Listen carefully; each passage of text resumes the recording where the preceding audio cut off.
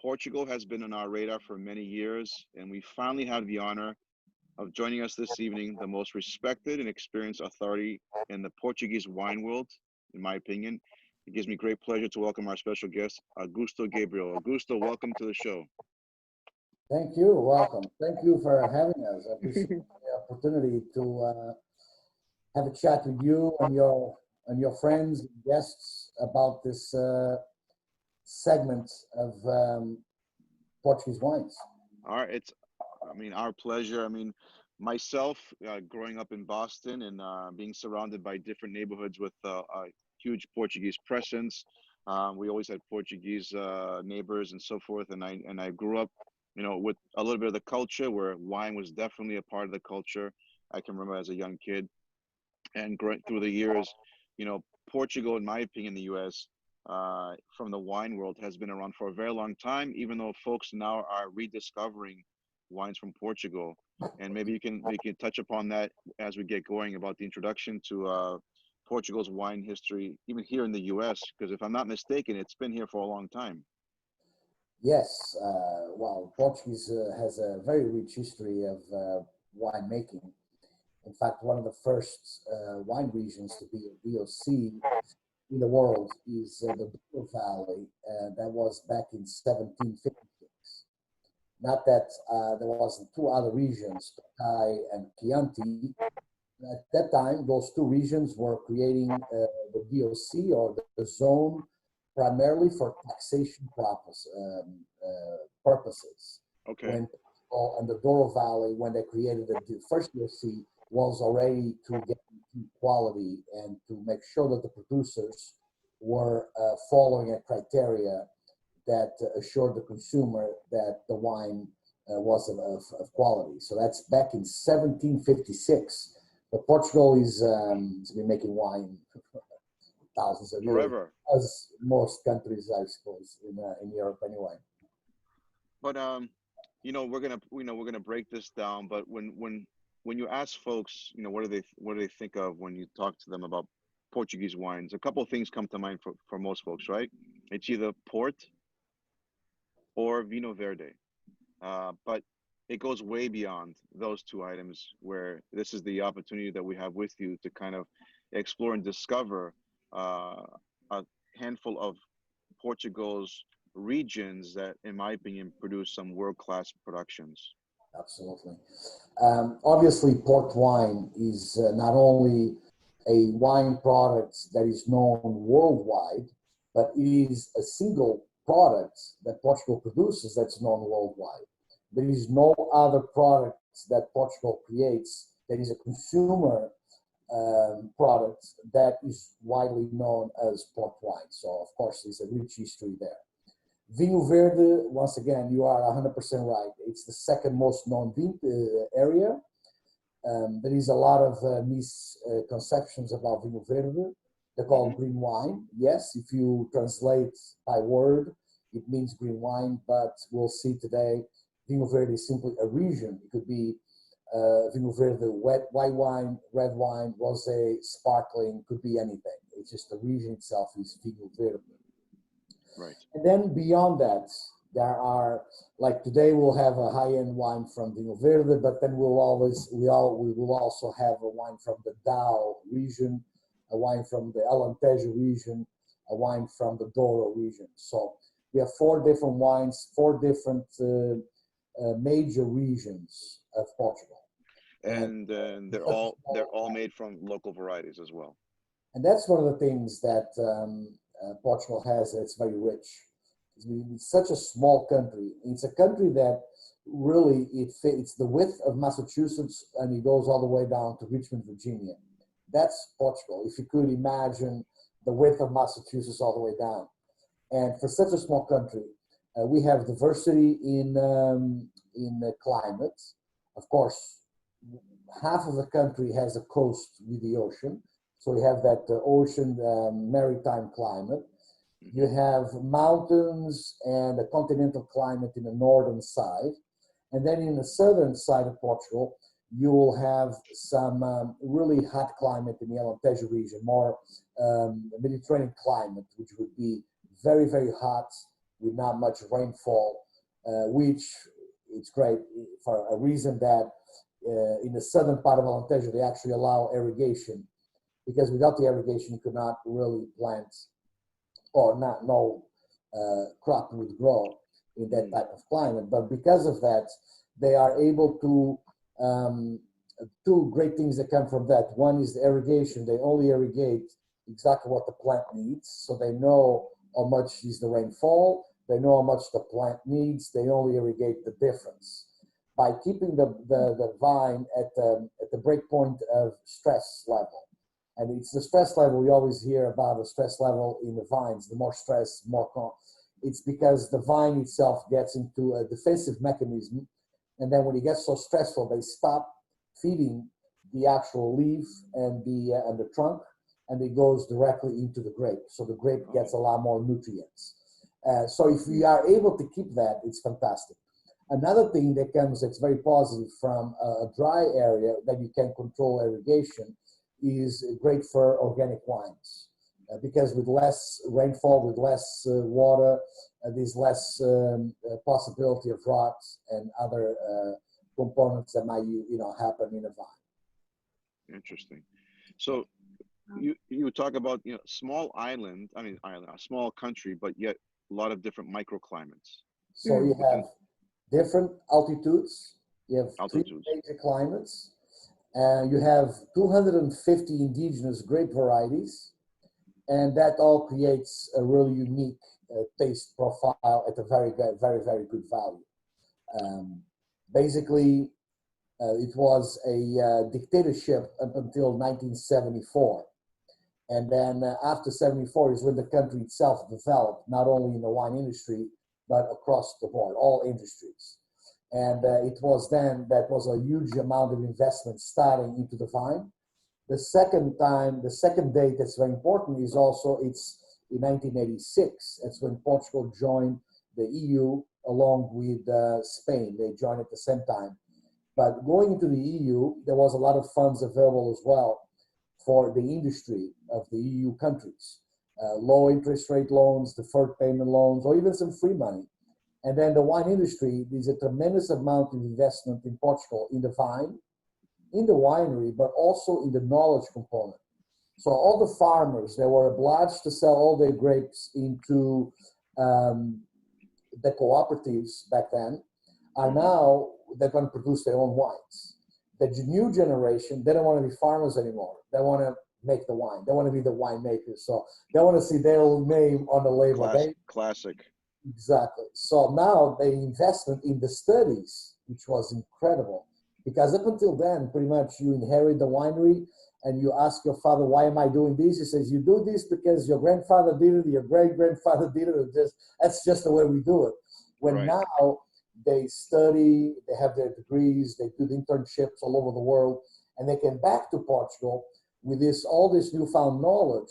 And what do? This was a big dilemma at the time, because they want to use new information, new techniques they've learned, but they also have this natural source of very indigenous grapes to work with.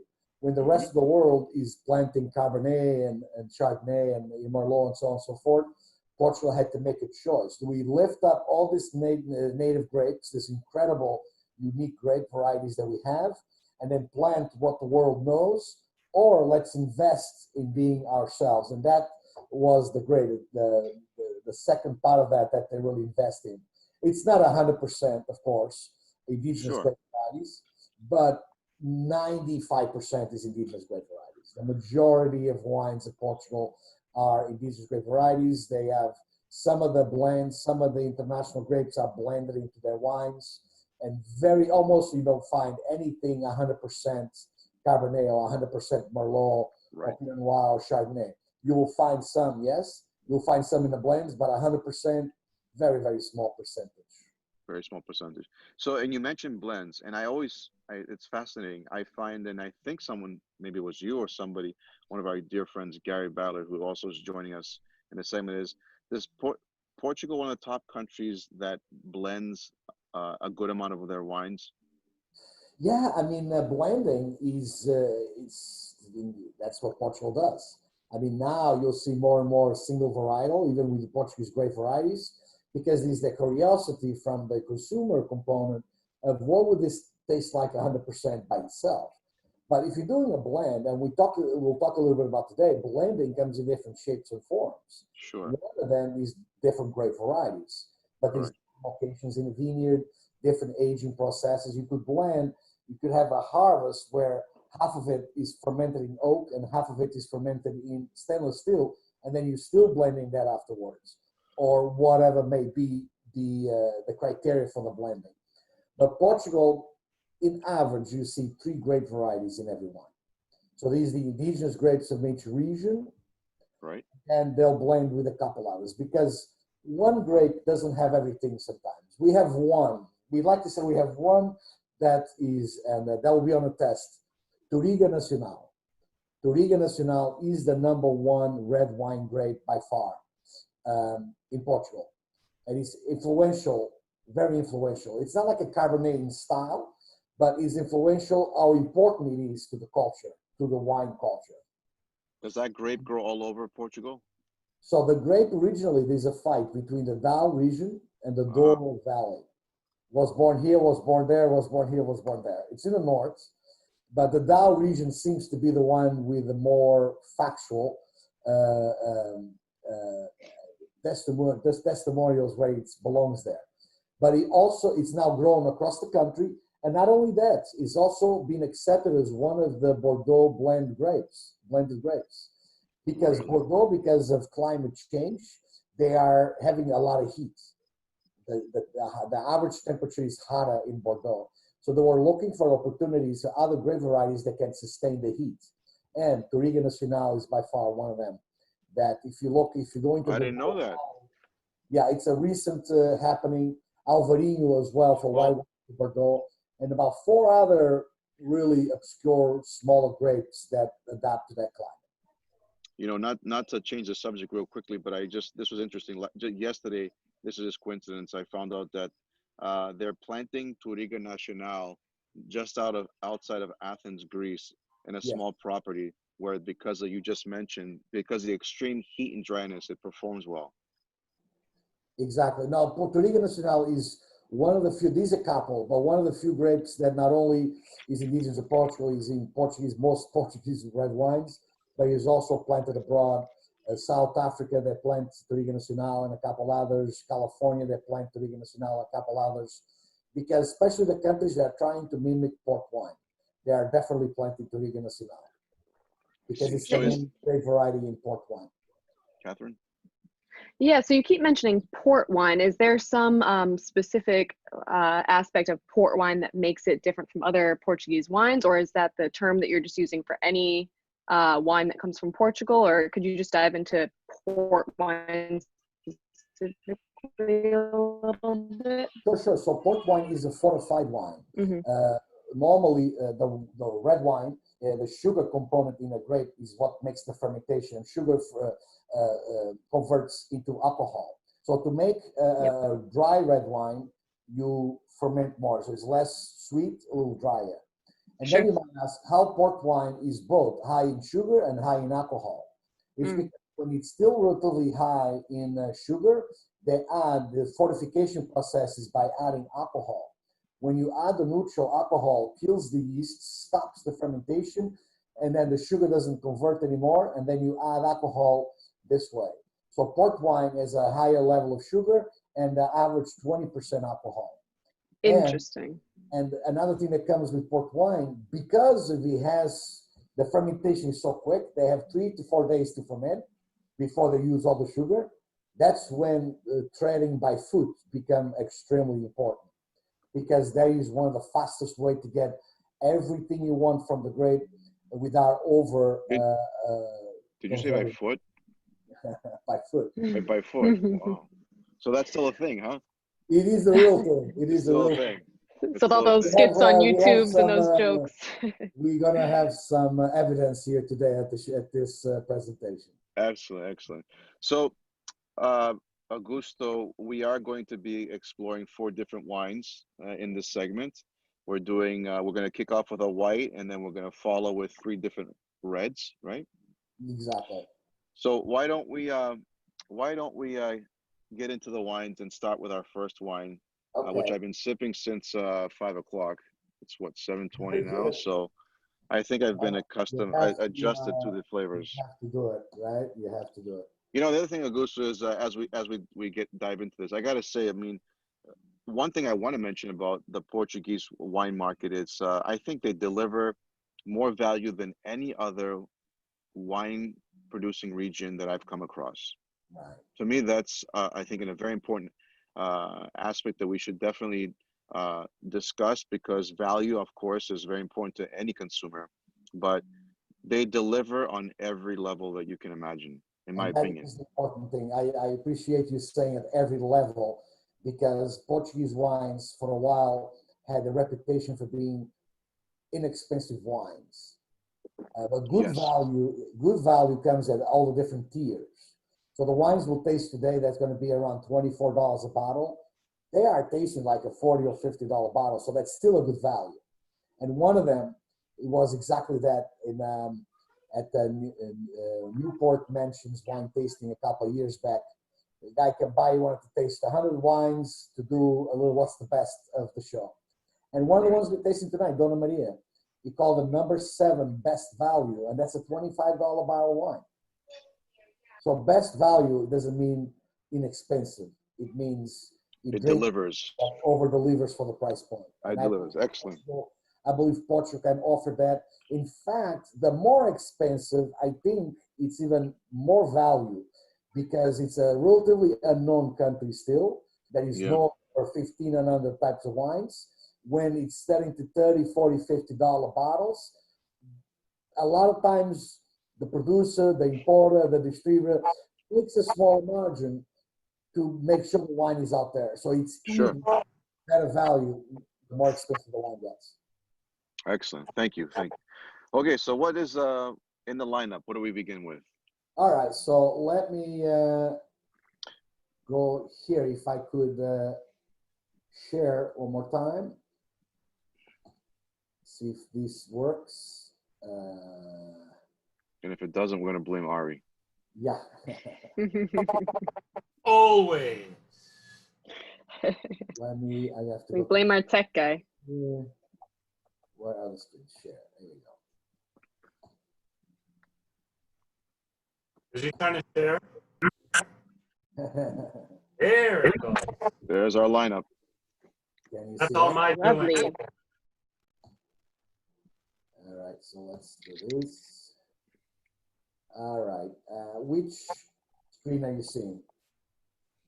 We see your slideshow. I think you can make your slideshow full screen. Right, okay, so I need to do this here. How about now? Beautiful. Perfect. Excellent. All right, so that is the wines that we will taste today. We'll start with the Fural Vinho Verde. That is the wine that I think Yes. a couple of us already have in the glass. Great wine from a region called Vinho Verde. We talked about a little bit about the Vinho Verde component. So I'm glad you Augusto pointed that out. Vino Verde is a location. Yes. Mm. It's Okay. that circled location there, the northwest part of the country, borders with Spain in the north, Rias Baixas, another very well-known wine region, and also the Atlantic. It originally was called Entre Rios because it has a couple rivers. The Minho River divides Spain from Portugal, and then the Douro River, where Portugal, the port wines come from that region. Interesting. It is a region that is known for being lots of granite soil, elegant, very fresh and floral type wines. Of course, you have that influence of the Atlantic. You're going to have a little bit of a salinity. It is a wine that it is quite fresh, no oak aging, just a very, very elegant summer wine. Can I make a comment? Absolutely. This, to me, for those of us that might not have the opportunity to be tasting that at the moment, This, for me, resembles. I've had so many different Vino Verdes, and they're a little different than what we're having now. But I can safely say that this reminds me of a nice, delicate French Sauvignon Blanc. Absolutely. Oh, Without a doubt. It could that's a be a great note. Sauvignon Blanc. It's got a little creaminess. A lot of the white wines from the Vinho Verde are, okay, so there is also a perception in the market, and this is important to define. How do you know which white wine from Vinho Verde you're getting? One of the important things to know is the alcohol content. A lot of white wines from Vinho Verde, the traditional style of Vinho Verdes, would be with a low alcohol content, about 8, 9.5, with a sweet flavor, with a spritz to it, a non-vintage and fruity flavor. What we have here is none of that. Is a this Alvarinho actually is 13% alcohol, so it's a normal white wine alcohol content.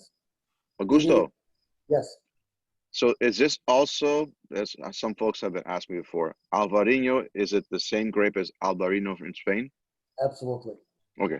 Absolutely. Exact same. And you'll see, there's a couple slides, you'll see the location there right Okay, next great. to each other and so forth. So you might have a Vinho Verde that's that non-vintage, sweet, low alcohol, and then you can have a bone-dry Vinho Verde like this one. Vinho Verde itself is actually divided in nine different sub-regions. This Alvarinho, it's important to note the sub-region it comes from because it is from a sub-region called, now let me see if I can get that in there, Monção and Melgaço. So here it's different, and this is one of the sub-regions because there's a little bit of a separation with the mountain from the Atlantic. The warmer is actually a little, the climate is actually a little warmer in this sub-region. Therefore, you get more fruit and more ripeness in the grapes. With more ripeness, you get a little bit more of the tropical type fruits aromas. In here, you have for sure that freshness that you want in a Vinho Verde or an Alvarinho, but finishes with that very warm, round, tropical fruit, a little passion fruit, a little peach. Great balance for a white wine. In relation to Spain, you can see right here where it's Rias Baixas is on the other side of the map. And so that's the only difference, really. Let me squeeze this so I can see. Excuse me. So you see Rias Baixas on this side here, here, right, in this north side of Vinho Verde, and then Vinho Verde here. So in my opinion, excuse me, the only two wine regions in Portugal and Spain that share the same topography, the same proximity to the Atlantic, the same granite hills facing the Atlantic. Amazing. Fall, very cool climate, and primarily you have white wines that comes from this region. Primarily, not 100%.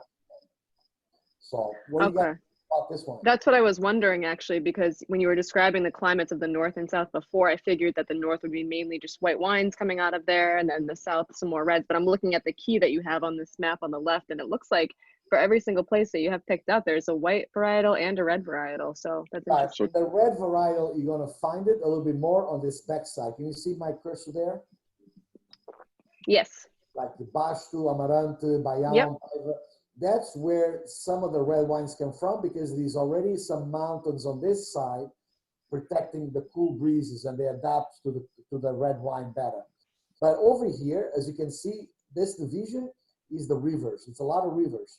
The region is actually not divided by the river, but by the mountain of the valley.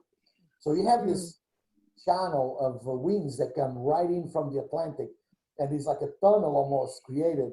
It goes right in. But when he gets to that southern part of Vinho Verde, is not quite as cool as some of the other regions. Okay. Excellent. So guys, what do you think? Another thing to understand is because of this Malgaço Monção, in the back of the label, you will see there is a sub-region there. You see that? Yes. That's something you're not going to find very often for Alvarinho. You'll find Vinho Verde, still, but not what it says underneath. Monsanto, Malgaço. That puts the wine in that very, very specific sub-region I was talking about. And that's where you want it to be. In fact, this is the only sub-region in Portugal that has its own seal of guarantee. So normally you have a Vinho Verde, this one you have Vinho Verde and Malgaço Monsanto. So it's like the DOCG of Portugal. Yeah. All right. But any questions about the Alvarinho? just like my comment, and Ari and Mary Catherine can follow up. But I've drank a lot of Vino Verde. This for me is not your, and I hate to use the word, Augusto, typical, but because what we're subject to in the market. If I was to drink this blindly, I would not label this as Vino Verde. I would, like I said to you, that this is like a high quality Sauvignon Blanc, but it's probably of the finer whites from Portugal that I've had in a very long time. So this is delicious. You know, believe it or not, I think with everything that's happening with the evolution of Portuguese wines, I think one of the wines that actually improved, the segment that improved the most in Portugal, were white wines. Mm. That's something that is a category that, you know, a lot of people don't pay too much attention unless it's Vinho Verde for white wines. But no matter what wine you'll get from Portugal, the quality is incredible. Just simply for the grape varieties and the addition, not using a lot of oak, just use stainless steel and let the fruit express itself. All right. So now that we got to enjoy the first white wine, on to our second one. So now we're going to a region called Dow. Dow was one of the first regions in Portugal that made very, very ageable type wines for your cellar, elegant wines, beautiful wines that everybody wanted to have in their house. Unfortunately, or fortunately for us, they started making Douro wine, table wines, not just port wine. And then it was the Douro table wines now are overshadowing a little bit the fame of the Dow region. But what we're going to taste here today, it's a really great representation from this region. So this is more of a continental climate area. Okay. And the winery is on two sides of the mountain, one inside the valley, the other one on the other side of the mountain valley that is actually exposed a little bit to the Atlantic. So that same winery. I'm sorry? The same winery, you said. The same, well, yes, they have two vineyards. Interesting. One in Palmelas and one in Mortágua, and there is a mountain on this side. So here is more exposed to the Atlantic, when in here is in the valley. And that is a very, very cool thing. Another thing that it's right next to is Serra da Estrela, the tallest mountain in mainland Portugal. Oh, wow. Altitude in there. Primarily the grape varieties here for white wine, Encruzado, and then for red wine, Tinta Roriz, Jain, Touriga Nacional, and Alfro Cheio. Those are the grape varieties that come from this region. And what is good about this region, because it has a little bit of a cooler climate. It's not cold, but it's cool in average, which means the grapes ripen at a very slow pace. So they actually harvest those grapes there a little longer, a little later in the season. And because it's not super hot, the grapes don't over extract. So you have perfect conditions to make elegant, well-balanced wines, very elegant wines. In here, for example, this is 13% alcohol, a red wine with the same alcohol level as the white wine, the Vinho Verde. So you see, it's elegant. If you get a Douro wine, it's 14.5 up, especially a good quality Douro wines. So even though the Douro wine is competing in the world stage for high quality wines, it's still, this is what's important about knowing Portugal, is the style. Each region is different. Location, terroir matters. The location of the wine really matters where the wine comes from. And you drink a Dow wine like this, I will drink it. This is, wow. And you'll know it's elegant, well balanced, super, super elegant. Great textures. smooth, lots of berry flavor, and a pretty long finish. Beautiful finish. It's got nice juice and balance. Juicy. One thing everybody's looking for. The balance, and when we say balance for some of you, would be the balance between acidity, fruit, and tannins. And in Yeah. here, they all exist without overshadowing one another. Mm. Well done. Well done. Excellent. Just a little bit of French oak aging. Not too much, but it's just enough. Is incredible. This is a little bit of a winery. But one thing they also practice is a lot of natural farming. Their company footprint is not only in the wines, but as a company to recognize what their place in the world. So one of the things that they do as far as biodiversity is they created, and in here you'll see that this green area, this is the vineyard in red. The green area is a habitat they created for the local bird, the woodlark. The woodlark would eat all the bugs and preys on insects. Therefore, they spray less pesticides and they spray a lot less. So it's a very, oh my gosh, farming component here. that's amazing. Right? Is that common? You're starting to see more and more. I think a lot of these companies, they like to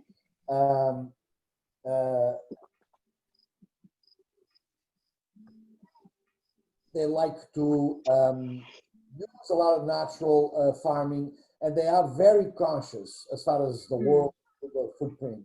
But even in their winery, they minimize paper. The cardboard for the boxes is recycled. They take a lot of steps to not only for the wine to taste better, but as a responsible company as far as their business footprint. Yeah, that's amazing. But especially just with its interaction with nature, with the birds specifically, I had never heard that before. Maybe it's more common than I would think, but that's really interesting to hear. Yeah, let the animals do what they do out there. Yeah. Yeah, if it's helping the vines, absolutely. Excellent. Well, next we'll taste the Dona Maria from Alentejo. Alentejo is an incredible region as well.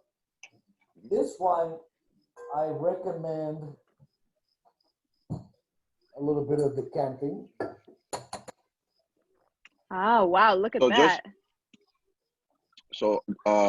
Augusto, I opened all the reds about an hour and a half ago and let them sit in the bottle. That's very good as well. Just a little bit. We'll switch. So tell us about Donna Maria. So Dona Maria from a region called Alentejo in the south. Yeah. And incredible story here. This is a winery that actually had a project with Chateau Lafite Rothschild at one point. They were going around the world and creating partnerships. There's a partnership in Chile. There's a partnership in Portugal, where in the Alentejo region. So since then, the Julio Bastos family separated from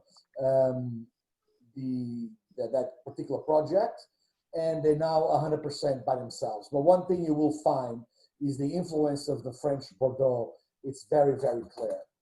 This is one of our wineries that we use that actually likes to blend a lot of international grape varieties with the local grape varieties. So in this, we'll see that. And like I mentioned to you, as far as climate, you have Alentejo is the largest region in Portugal, but you could actually divide it in two.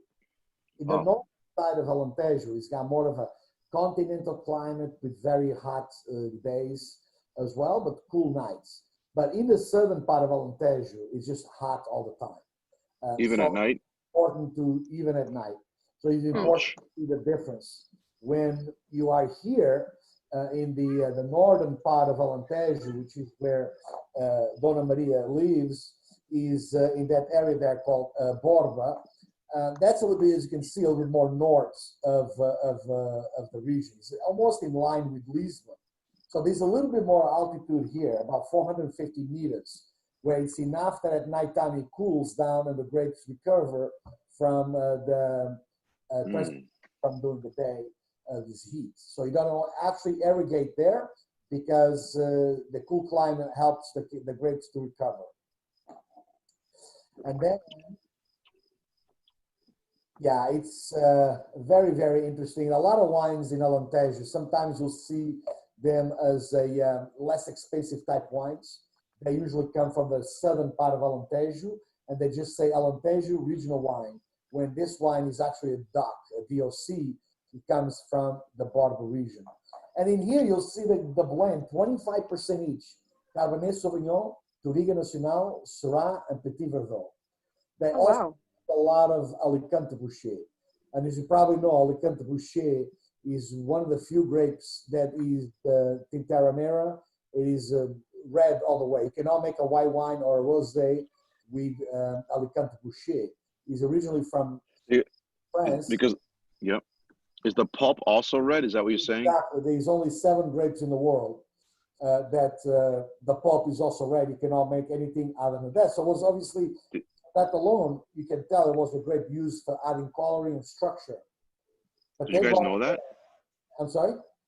No, I was saying to the team, if they knew that, obviously grapes have clear pulp almost, right? Yes. It's like when you pull the skin off of a grape, that's like clear pulp. Right. But this particular grape has red pulp. Right. So to make a rosé with a no, I did not know that. To make a rosé with a regular wine, you just dictate how long the juice is in contact with the skins. So you want a little darker, more contact with skins, a little lighter, less contact with skins. Fascinating. You know, but in that particular wine, no matter how much contact, it's going to be a red wine. You can't do anything about it. Well, nothing you can do about it. So this is one of the wines that I say with very confidence, with lots of confidence, that it is a great value for what we're drinking. If this is outstanding. Valley logo on it, it would be double the price. People would love it and buy. This is a steal. This is a jewel. This is like for me, Augusto, like for me, this is like a higher quality Super Tuscan. In my opinion, that's what I am reminded if I would need to compare a similar, production, just structure, mouthfeel, flavor, the follow through, the black berries and dark fruit, the tannins. I can still taste it. It is the legs. Look at how it's falling so slow on the glass. It's a full body, but yet velvety in the finish. You know what I mean? It's like, are those two things possible together? And they are. It's a full, robust wine, but velvety and beautiful acidity. Will age beautifully in your cellar if you forget about it. I don't suggest you age it. Just in case you forget, don't worry about it. That's it. Yeah, they're very deep flavors. It's very delicious. So Julio Bastos he's brought the company now on his own to about 45,000 cases. It's big for Portugal, but it's very small for a mainstream America type of winery. This is their relationship with the domain Rothschild, Baron de Rothschild. And this is the estate. This is a classic estate. And what it says on the label, it says Amantes. Amantes is the mistress in Portuguese, or the Latin word for the ones who love. And what happened was Dona Maria was a courtship lady in Portugal, and the king enjoyed her company very much. And 1 year, as a gift, they gave her the property as a gift to Dona Maria, and now it's in the family. But it's incredible. You can see how old a property like this can be, just for the sheer fact that there's the house and there's a chapel right next to it. Look at the size of the chapel. That is royalty. They had their own chapel because they couldn't go to the towns. They couldn't mix with the local people. Oh my gosh. Now here, look at this. This is a classic estate bottle. Estate, in other words, means that you do not buy the grapes.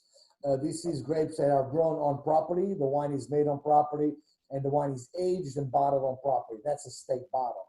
Here, it's a great example of you get into the property through this gate here. This is the grounds, the garden. You have the house, the property, the vines all the way around it, and on the right side here, you will have the winery. So everything is right there at State. They actually do some food trotting here as well. Oh, the wow. wines come from the outside through these windows. They dump them right in there. They're pressed by foot, and then they drain it through gravity control. They do a lot of the cement. They restore a lot of the cement tanks, great for stabilizing the wine.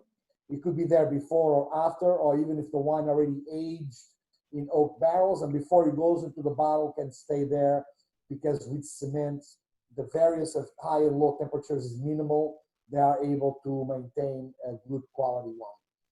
And then, of course, the wood barrels. Wow. So I have a question. Look at one of the components of Alentejo in the northern side. You can tell the night and cold, the cold at night, the burning sunburnt day. Every morning starts with a fog like this. By 9 o'clock, it burns away. It's incredible. You wake up in the morning, you cannot see anything. You look at the cars, you get this humidity on top. An hour or two later, it's all gone. You think it's going to be a cold day, and it's not. It's an incredible hot day. It's deceiving. A question? Oh, yeah. So you mentioned again, they actually do it by foot. Is that, you know, I always I've seen little videos of that here and there, and it's almost been more of like some sort of joke or something that you don't think is actually real. Could you explain, is there a bit of a reason behind why they do it that way? Is it... that question in just another minute or two? Sure, yeah. Because I have something about that. I think you're going to like it. Perfect. I was going to say maybe it's best for the end. Perfect. Another thing that Alentejo has that is very interesting is the variety of soil composition. And in one small area, you can go from clay into limestone in a very short area. And that is also a form of blending, because the grapes that grow in a clay soil, clay is the best retainer of water. So the roots don't have to work very hard to get that moisture, to get the nutrients they need from the earth. But if it rains, imagine you have a pot with just soil and a pot with just rocks, and you put water in both of them. The one in the rocks is going to automatically come out to the bottom, to the hole in the bottom, because it's not retaining any water. So the same thing is happening on the earth. And then as the rain and the irrigation, any type of water goes right through it, the roots have to work much harder to find that moisture. And that could be underneath 12 feet. So what happens is in the clay, you get more robust, very interesting red wines. In the clay or in the limestone, you have a little fresher, more minerality. And when you blend the two, that's one of the things you find in this wine, is that a fresh acidity, and yet the tannins from the structure are very evident from as a balance here from this particular component. All right, so we're going to put that away. On to the next. And we'll go to the next. Perfect. Any questions about that? I'm saving my questions for the Q&A at the end. I'm going to let you get through this beautiful lineup, and then we'll have one more wine, and that is the Castelo d'Alba old vine. So Vinhas Velhas, you'll see Vinhas Velhas on the label. It means old vines, and in Portugal actually means something. The vines have to be at least 30 years of age for you to be able to call them old vines. So the Douro Valley, that's where it comes from. The Douro is just this majestic area. There's a river that is quite large that comes from Spain, a region called Ribeira del Duero, and it cuts through 5 regions.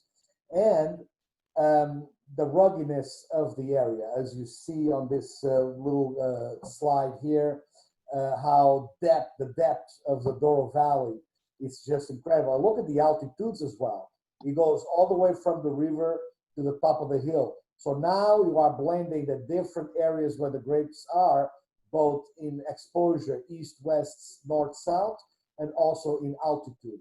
That's just incredible. One of the regions, one of the most incredible regions in the world that produces wine. In 1756, we mentioned that earlier, was the first, the oldest demarcated wine region in the world because of ports. 1986, when we joined the economic market, was very important. Some rules changed. So this is where the Douro Valley is. So the Douro Valley is that region, and it produces table wines and port wines. That's what the Douro does. Table wines, in fact, this is one region with the same exact geographic area that has two DOCs. DOC Porto for the fortified wine and DOC Douro for the table wine. But the particular region is also that small little area there you see in the front. That's the city of Porto. And that needs to be classified as a region because that's where they store the wines before they ship them away. And that's a very unique thing there because they don't grow vines there. That's just to say that's where they grow. But the region there's three sub-regions here. And as you go inland from Baixo Gorgo, Cima Gorgo, Douro Superior, the climate and the conditions completely change. So you get less rainfall as you go in.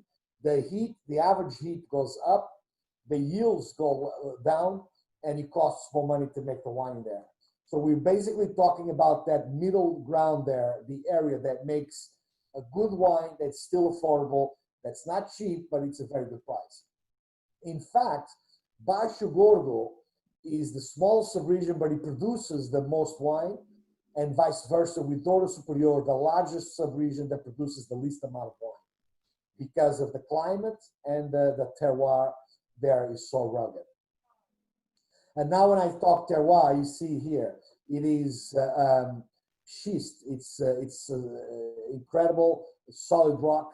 You can see here how the roots are trying to penetrate through the soil to get to some type of moisture. Oh my gosh. And don't disturb the wines here. When we say Portugal alone has over 250 indigenous grape varieties, 100 of them comes from the Douro Valley.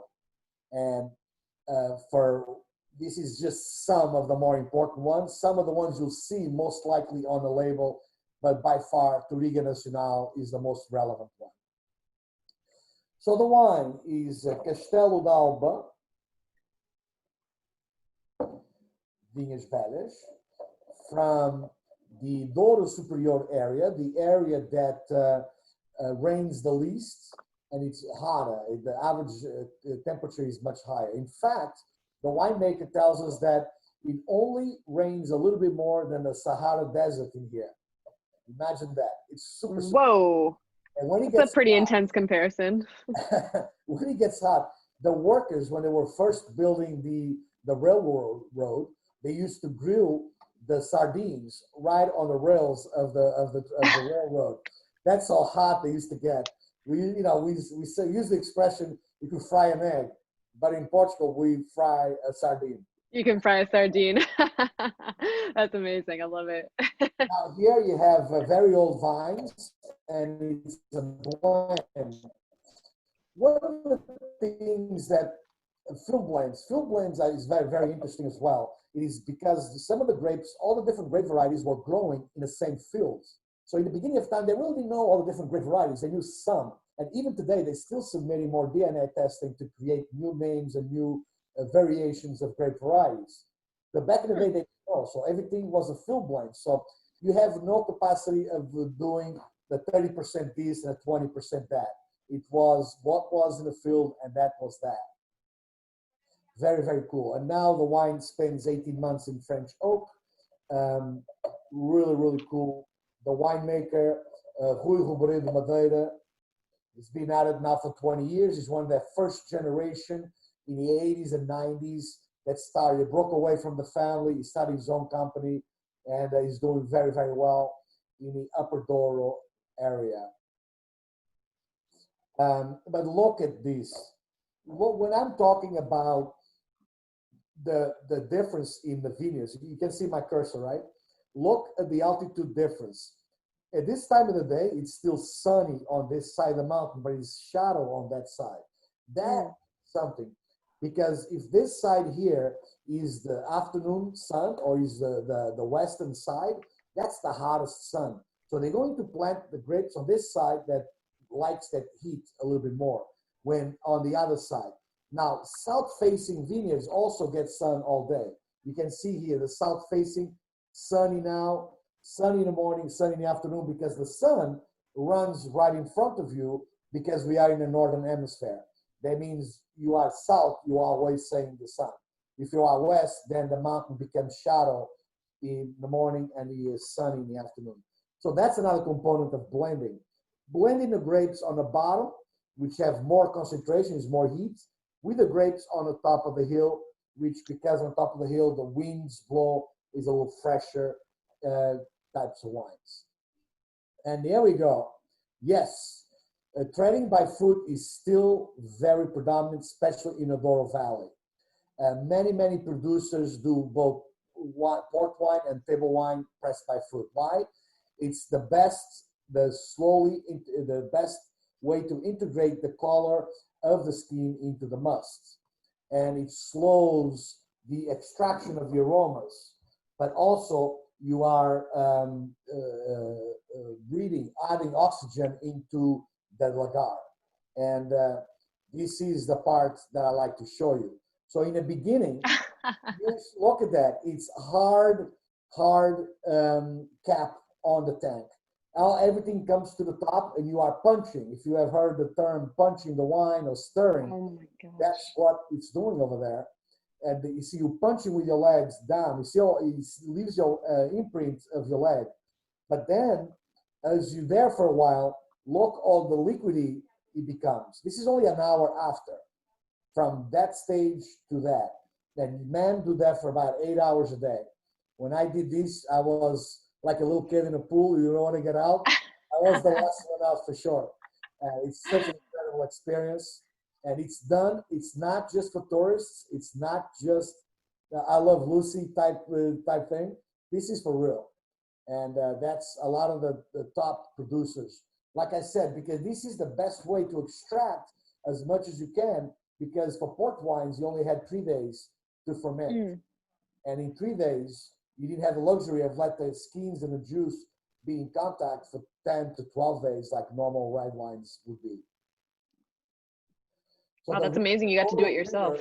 Just incredible. The Douro River starts in Spain, Ribera del Duero, Rueda, Toro, Vinho Verde, Arribas. It's 1, 2, 3, 6 wine regions, 1 river. Quite the river. And that it is, the river here in land. That's Porto. That is a little bit off the location. But in the old days, they used to bring the ports down in a barco rebelo. That's how they used to bring the wines down from the area, from the Douro, into the city of Porto. And that is a beautiful area here where the boats still are there on this side, Vila Nova de Gaia, Porto on the other side. This is an incredible area. When you go there, you see all the pot houses. They have their own tasting facilities there. That's beautiful. Classic Barco Rebelo, and this is incredible. People died every year for traveling in this method. But that's how they used to bring the barrels down to the warehouse in Porto. And today they still exist more of a symbolic component. And once a year, if you are in Portugal on June 24th, they do a regatta. They have the Barco Rebelo race. This is like the Charles here in Boston. Everybody goes, and they all have a brand on the sail, and they still sell and race down the river, which is pretty cool. And that's a good comparison. That's a beautiful area, to be honest. I really, really love it. This is all I have for this part of the presentation. We can certainly do questions and answers. There we go. Awesome. Augusto, I gotta say, besides the wines being fantastic and delicious. The slideshow was just as amazing. Those photos were, breathtaking. Like the images of those vineyards and the landscape. It's like something out of a Hollywood movie or some like box office hit that naturally that's how the terrain is over there. But this was great. I personally enjoyed every single wine, as I always do, from your portfolio. I think the expressions of We've had some fun along the years. oh yes, we have many more to come. Even though like a lot of our events were put on hold because of obviously the obvious reasons, but the fact that we're still able to connect together and showcase some of what we believe is the best coming from Portugal, for us is an honor to do so. But let's open up the segment for our guest, for questions for Augusto or our host, as far as anything that has to do with what we discussed in this segment: Portugal, Portuguese wines. Maybe you want to ask a question to Augusto about himself and so forth. But Ari, what do you got going on for questions? Yeah, we have a few questions. So port is the most famous wine I'm taking. So somebody's asking where is port actually produced? Right. So the port wine, it's like champagne. Vinho do Porto is like champagne. Champagne is the name of a region in France. Everything else is sparkling wine, right? The dishes come from champagne. Port wine is the same thing. It comes from a region called Douro, which is the river Douro, and it has a connection with the city of Porto. And if it does not come from there, it cannot be Porto, cannot be Vinho do Porto, can only be port wine, P-O-R-T, not P-O-R-T-O. So if anywhere That's good else point. in the world is ports, in Portugal is Porto, and that is it. It's that So you reason need the O. You need the O is the big difference. to be official, and obviously the seal. You'll see a seal similar to this in bottles. Actually, the port wine is over the neck. You have to have that seal to be authentic Portuguese port. All right, thank you so much. And the next question, they're asking, and I'm sorry if I'm not pronouncing this correctly, but bear with me. Cercial, Verdelho, Boal, and Malvasia are grape varieties I've heard of. What wine are they used to make? Well, they make white wines. They are all white wine grapes from Portugal. Cercial is actually very, very good. They're all very good wines. You said Cercial. Yeah. What was the other two? Cercial, Malvasia. Verdelho, Boal, and You talk about Malvasia. grapes from Madeira Island. Okay. Those are grapes from Madeira Island. Boal, Cercial, yes.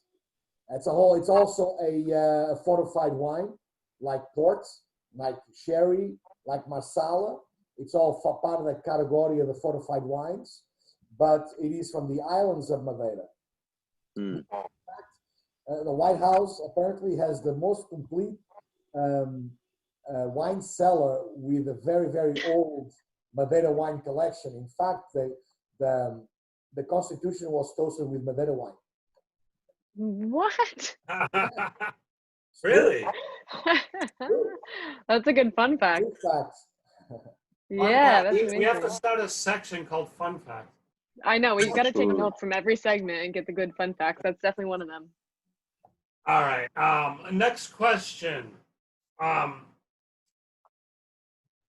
So this person is saying, I had a port that was made from lighter grapes that was sometimes aged in wood, and it changes color. I'm not sure what it was called. Do you know?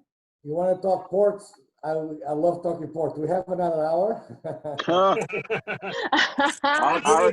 Ari does.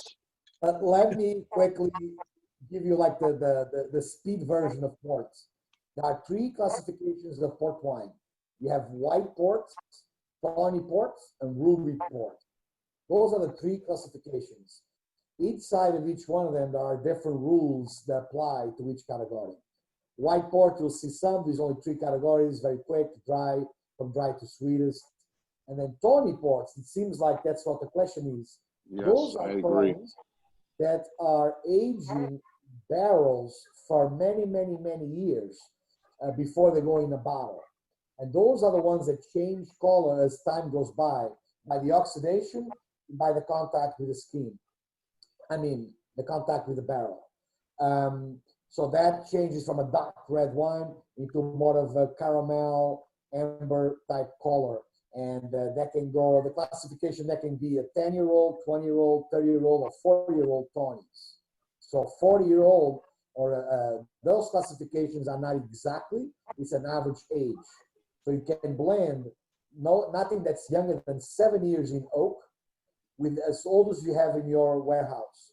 And with that, then you can, then you average the age to be what's on the label. Okay. And then ruby ports is, Augusto, yes. he won't put my video on. He doesn't want to see my ugly face, but Oh, Gary. Wait, who is I this? wanted. I'll put Gary your video on. Who is this? Gary Ballard. Put him on. That's it. Put Come him on, on. Ari. What are you doing here, man? Wait, hold on. Let me find you. Let me find you. All right, your video's on. All right. So There I you just are. wanted to. Hey, how are you? I just wanted to mention that. Well, first off, amazing. You are one of the greatest suppliers, if you will, in the industry, and you know your stuff more than anybody else, and I absolutely adore you. But I did want to say that to a lot of people that, you know, the reason that Portugal is so strong right now, cheers, is that, you know, a lot of, I think more Americans visit Portugal and in the whole of Europe than anywhere else because of lack of terrorism, etc. And a lot of people come back looking for the wines, and that's why there's been such an uptick. And I just want to say that out of the people that I know that have been to Portugal that are in the wine business, say it's absolutely the most beautiful wine region in the world. Awesome. If you go to Portugal and you want to do somewhat of a vacation slash you want to visit the winery or winery region, Well, the Douro, if it's only one, you have to go to the Douro Valley. You go to the city of Porto, so and then can you we go up bring the river. Augusto with us? We have to at this point. I'll go. And Well, I- Personal tour guide. Augusta goes like 2 to 4 times a year. We should go. as far as tourism, it's in the last few years. Well- Everyone is traveling Portugal up until this year, of course. Well, But so you know, if everybody who listens to our videos and podcasts and everything else, they know me as somebody who tells it like it is. And I briefly spoke to you before we started this webinar, and what I said to you, and this is the honest truth. Like I said, people who know me, they know that I say what I feel. I tried, I'm not going to say every wine. I tried 2 of the reds that we sampled tonight. And those red wines were so good that I drank the bottles before our webinar, which I wasn't supposed to. You do that all the time. It was a party foul, but they were so good that I drank them because honestly, they were just so good. Like, I enjoyed them so much. And I just wanted to tell you, like, that is a true and honest opinion from me. And I always, always, always tell you exactly what I feel about wine. And these wines were amazing. Amazing wines. And by drink them before, he meant in the past few All right. hours before. Yeah. All right. Somebody mute Ari real quick. All right, I'll mute myself. Hold on. But no, to Ari's point, Augusto, like these are the great opportunities that we've come across to have individuals like yourself who can basically bring to the forefront through our platform regions and areas like Portugal that have so much to offer, and many times they are overlooked and they're not discovered until, like you said, and Gary had mentioned, until somebody goes to Portugal and has an amazing experience. And that experience basically is what translates to the interest in coming back to the U.S. and searching and looking for those wines, right? So at the end of the day, this is what we believe in. Is people like yourselves, also like Gary, and the team here at Urban Wine Club. Is our goal is to bring fascinating and interesting regions around the world that produce wine that are in our opinion worth exploring. Thank you. Yeah, it's. I think Portugal is going through a really good time right now as far as getting recognized and not being forgotten per se. Right, I right. think the message is out because, like I said in the beginning, there's one thing of being inexpensive, but it's another thing being a good value. Good value, yeah. More and more people are enjoying a higher end Portuguese wine and compared and but like Gary said, you go to Portugal, you have a good dinner there, you have a good time. You might not remember what wine you had when you were there, but you know it was good. So you come back looking for something similar. You want to be brought back to that wonderful time. Right. And more, as people go, once again, we have to say everything with this up until now. The traveling in Portugal has been amazing, and people, every time I do consumer events like this one, or when I was doing live, there's always someone that was either going or just came back from there, and the experience has always been very, very good. In fact, there's a lot of people actually retiring in Portugal. More than Scandinavian countries are retiring in Algarve, in the southern part of Portugal, because the cost is great. It's one of the cheapest places to live in Europe, and it's Euro, and it's safe, and it's got beautiful weather, lots of coastal areas. If you like, whatever you like to do, if you like to surf, there's some of the best waves in the world. If you like to play golf, there's plenty of golf courses of high quality there. If you want to go into villages, and if you want to do, go spend some time in areas that were houses back 2,000 years ago, or the most luxurious hotel in the world. You got to. I have a quick question for wait. Augusto. Hold on, Poti, hold on. Augusto, to your point, I'm going to say one thing. We're a tech company technically, and we produce like apps for mobile phones and for websites, and for we do a lot of tech. And our actual company that we work with to host our apps is a Portuguese company. Wow. And they are on top of it. They know everything. Well, I ask a question, I have a problem, they are on top of it. Aside from the time difference, everything else is like 100%. That's because they're drinking I'm wine. a fan. The time difference. So I I have a personal question for Augusto. Do you know like what wine does Cristiano Ronaldo drink? Ooh, that's a great question. All right. So the only reason why I ask is as Greeks, I don't so think we he obviously. drinks, to be honest. You're kidding me. I see him partying all the time on social media. I don't know if there's alcohol involved in it. All right. But in any event, Augusto, right? He's drinking caipirinhas.